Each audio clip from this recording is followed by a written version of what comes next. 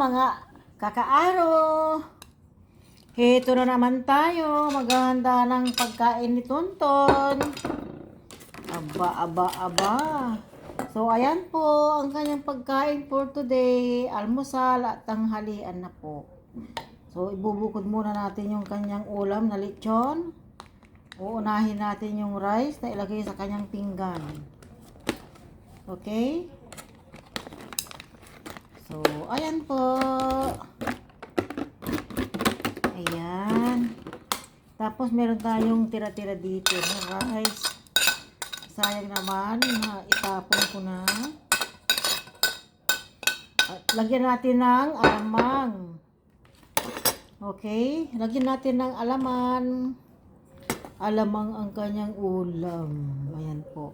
Tama na yung 4. At ating gupit-gupitin.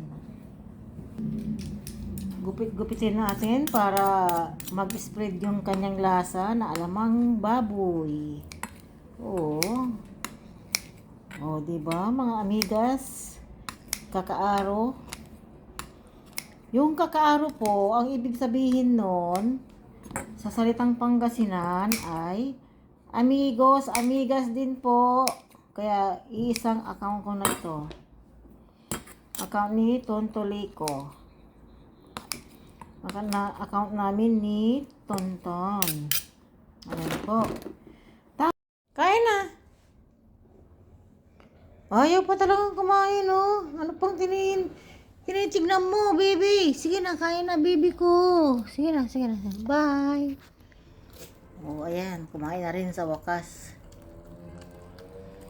Salamat po sa inyong mga suporta, mga amigas, amigos, mga kakaaro. Thank you so much. Bye.